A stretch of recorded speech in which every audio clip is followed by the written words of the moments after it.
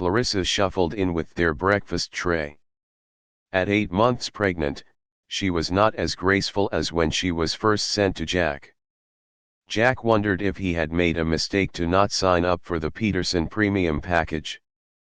It offered a replacement mate free of additional charge guaranteed from the third trimester, until Clarissa was ready to mate, or 3 months postpartum, whichever was sooner, subject to medical clearance.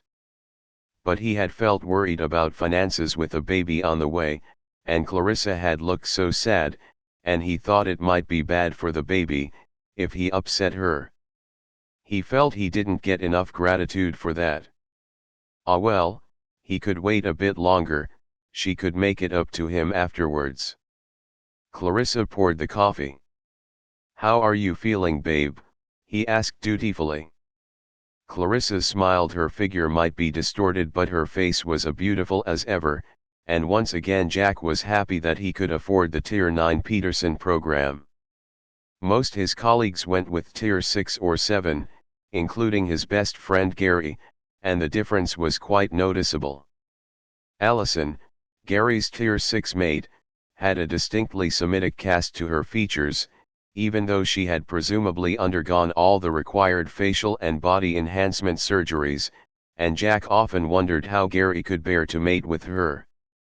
No such thought would ever cross the mind of anyone who saw Clarissa, with a face like the proverbial Botticelli angel. Jack was well aware that before the government-enforced Peterson program, he would have been wholly invisible to a girl like Clarissa.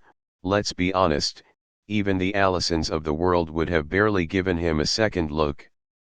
But with mass shootings and violence against women in particular at an all-time high, the government had finally and thankfully taken matters into their own hand, and instituted the Peterson program about a decade ago, allotting women to mateless adult males through a complicated scheme matching resources to attractiveness. The effect in restoring stability had been miraculous. Jack had been in his early 20s then, still a virgin, and he still remembered the transition.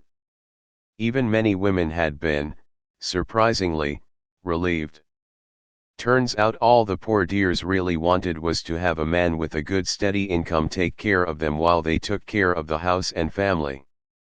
Jack wasn't sure if Clarissa was one of them or what she did before the Peterson program.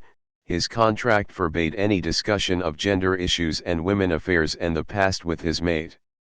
Clarissa said, "Sweetheart, Maria will be here soon.